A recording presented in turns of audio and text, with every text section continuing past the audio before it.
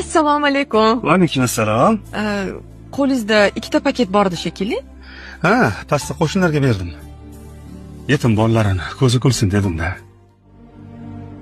Shu yetimlarni ham sizdan boshqa boqadiganlari bormi ekan? Biz kimmiz? Gunohkor banda.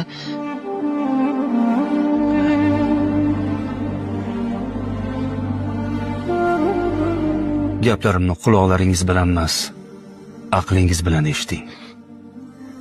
Bir piyonista o'libdi. Farishtalar unga jannatga marhamat qiling deyishayotganmish. Odam hayron. Axir men bir piyonista bo'lgan bo'lsam, qanaqa jannat? Biron yaxshi ishim yo'q edi. Biz ham so'radik. Bu odamni jannatga kirgizadigan nima yaxshi ishi bor edi?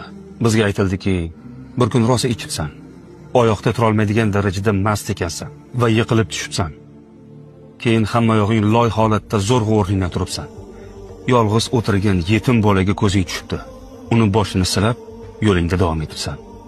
Odam yig'lab boribdi. Eslayman o'sha paytni. Eslaymanda, lekin maqsadim bolani boshini silash emas edi. Qo'limni loyini artish edi.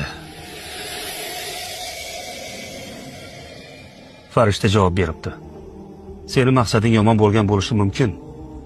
Lekin sen o'zing istamagan holda Robbimni bir yetim bandasini ko'zini kulishiga sababchi bo'lding. Shu sababli afv etilding.